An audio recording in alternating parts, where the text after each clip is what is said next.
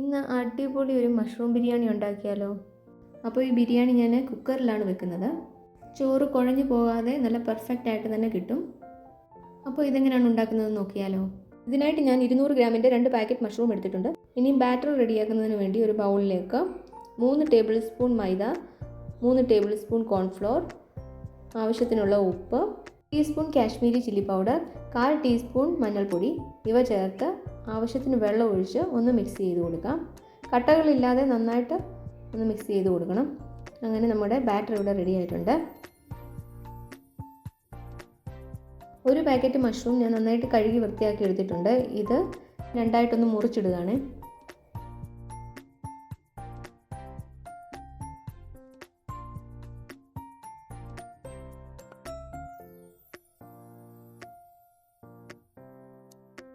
ഇനി ഒരു പാനിലേക്ക് 1/2 കപ്പ് എണ്ണ ഒഴിച്ച് അതിലേക്ക് 2 ടീസ്പൂൺ നെയ്യും കൂടി ഒഴിച്ച് കൊടുത്തൊന്ന് ചൂടാൻ വെക്കുവാണ്.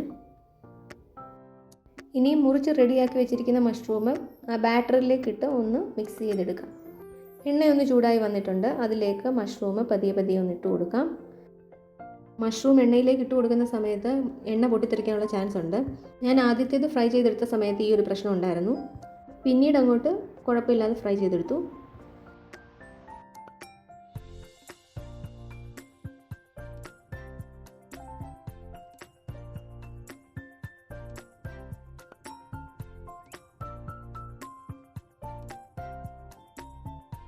ഇതേപോലെ മുഴുവൻ മഷ്റൂമും ഒന്ന് ഫ്രൈ ചെയ്ത് മാറ്റിയ ശേഷം ഇതേ ഓയിലിലേക്ക് തന്നെ ഒരു സവോള നീളത്തിലരിഞ്ഞ് ഇട്ടൊന്ന് ഫ്രൈ ചെയ്തെടുക്കാം.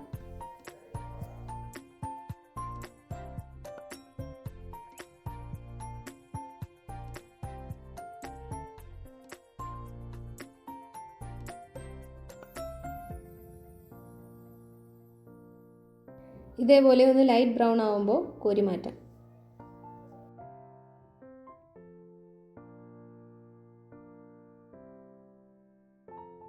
ഒരു മിക്സർ ജാറിലേക്ക് 3 കഷ്ണം ഇഞ്ചി, 10 അല്ലി വെളുത്തുള്ളി, 2 പച്ചമുളക് ഇവ ഇട്ടൊന്ന് ചതച്ചെടുക്കാം. ഇതൊന്ന് മാറ്റി വെക്കാം. കുക്കറിലേക്ക് 3 ടേബിൾ സ്പൂൺ എണ്ണ ഒഴിച്ചു കൊടുക്കാം. വറക്കാൻ ഉപയോഗിച്ച അതേ എണ്ണ തന്നെയാണ് ഉപയോഗിച്ചിരിക്കുന്നത്. ചൂടായ എണ്ണയിലേക്ക് 5 ഏലയ്ക്ക, 5 ഗ്രാമ്പു, 1 കഷ്ണം പട്ട, 1 ടീസ്പൂൺ പെരുംജീരകം ഇവ ഇട്ട് കൊടുത്തു. ശേഷം ഇതിലേക്ക് ഒരു സവോള നീളത്തിലരിഞ്ഞത് ഇട്ട് ഒന്ന് വഴറ്റി കൊടുക്കാം.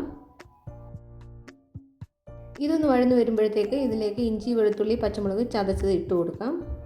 ഇതിൻ്റെ പച്ചമണം മാറുന്നത് വരെ ഒന്ന് ഇളക്കി കൊടുക്കാം.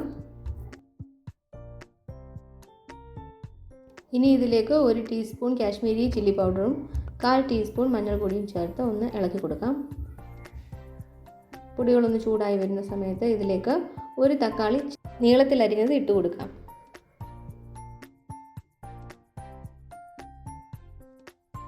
ശേഷം ഇതിലേക്ക് 2 ടേബിൾ സ്പൂൺ തൈര് ഒഴിച്ചു കൊടുക്കാം. തക്കാളി ഇതിനകത്ത് നന്നായിട്ട് വെന്ത് ഉടഞ്ഞു വന്നിട്ടുണ്ട്. 200 ഗ്രാം മഷ്റൂം ചെറുതായിട്ട് അരിഞ്ഞത് ഇതിലേക്ക് ഇട്ട് കൊടുക്കാം.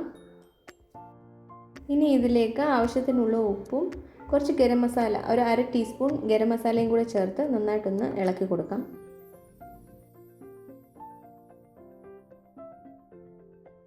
ഇപ്പോൾ മഷ്റൂമിൽ നിന്ന് നന്നായിട്ട് വെള്ളം ഇറങ്ങിയിട്ടുണ്ട്. ഇനി ഇതിനകത്തേക്ക് ഓരോ പിടി പുതിന ഇലയും മല്ലിയിലയും കൂടെ ഇട്ട് കൊടുക്കാം.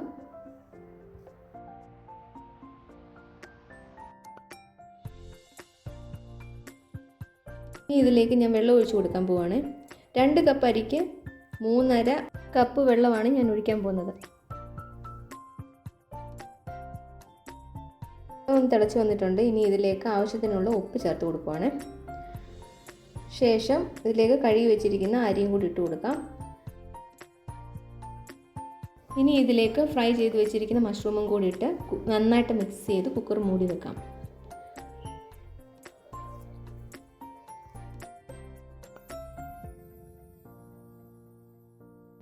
ഒരു വിസിൽ അടിക്കുന്നതിൻ്റെ തൊട്ട് മുമ്പായിട്ട് തന്നെ ഞാൻ സ്റ്റൗ ഓഫ് ചെയ്തായിരുന്നു. ഇതിൻ്റെ പ്രഷർ ഫുള്ള് പോയിട്ടുണ്ട്. ഇനി ഇതൊന്ന് തുറന്നു നോക്കാം. കുക്കർ തുറന്നപ്പോൾ തന്നെ നല്ല സ്മെല്ല് വരുന്നുണ്ട്. ചോറൊക്കെ നല്ല പെർഫെക്റ്റ് ആയിട്ട് വെന്തിട്ടുണ്ട്. വെള്ളമൊന്നുമില്ല, കണ്ടോ? ഒരല്പം പോലും വെള്ളം ബാക്കി വന്നിട്ടില്ല. ഇനി ഇത് വേറൊരു പാത്രത്തിലേക്ക് മാറ്റാം. ചോറൊക്കെ ഒന്നൊന്നേ തൊടാതെ തന്നെ വന്നിട്ടുണ്ട്. ചൂടൊന്ന് ആറുമ്പോൾ അത് നല്ല കറക്റ്റായിട്ട് വരും.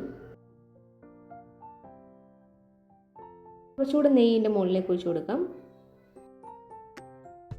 ശേഷം വറുത്ത് വെച്ച ഉള്ളി ഇതിൻ്റെ മുകളിലേക്ക് ഇട്ട് കൊടുക്കാം. മഷ്റൂം ഫ്രൈ ചെയ്തത് കുറച്ച് ഞാൻ മാറ്റി വെച്ചിട്ടുണ്ടായിരുന്നേ, ലാസ്റ്റിൽ ഇതുപോലെ ഒന്ന് വെച്ച് കൊടുക്കാനായിട്ട്. അങ്ങനെ ടേസ്റ്റി കുക്കർ മഷ്റൂം ബിരിയാണി ഇവിടെ റെഡി ആയിട്ടുണ്ട്. ഇഷ്ടപ്പെട്ടെങ്കിൽ കമൻറ്റ് ചെയ്യാനും ലൈക്ക് ചെയ്യാനും ഫോളോ ചെയ്യാനും മറക്കരുത്.